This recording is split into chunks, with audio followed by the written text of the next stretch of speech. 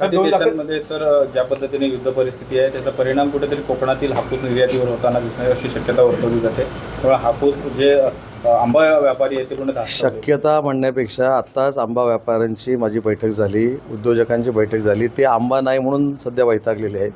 तर निर्यातीचा प्रश्न नंतरचा आहे. आधी मागच्या वर्षीपेक्षा 80% उत्पादन कमी झालं आहे.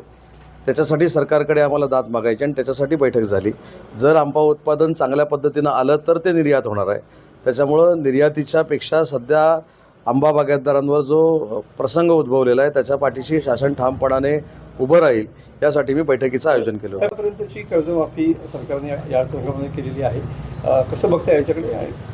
माननीय शिवसेनेचे पक्षप्रमुख आदरणीय एकनाथ शिंदे साहेबांनी वारंवार सांगितलं होतं की महायुतीच्या सरकारमध्ये कर्जमाफी नक्की केली जाईल आणि या कर्जमाफीच्या अनुषंगानं माननीय देवेंद्रजी फडणवीस साहेबांनी मुख्यमंत्री म्हणून आणि अर्थमंत्री म्हणून काल ही कर्जमाफी जाहीर केली.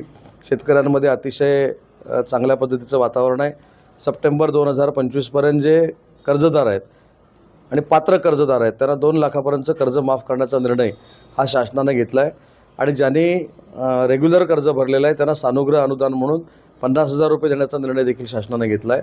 एवढ्यापुरतं आम्ही थांबलो नाही तर भविष्यामध्ये कर्जमुक्ती व्हावी यासाठी शासन म्हणून आम्ही पावलं उचलणार आहोत.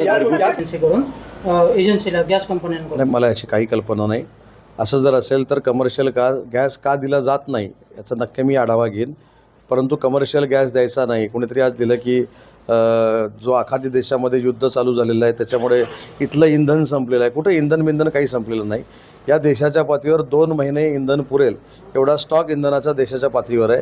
त्याच्यामुळं आपल्या जिल्ह्यातल्या लोकांनी देखील चिंता करण्याची अजिबात आवश्यकता नाही.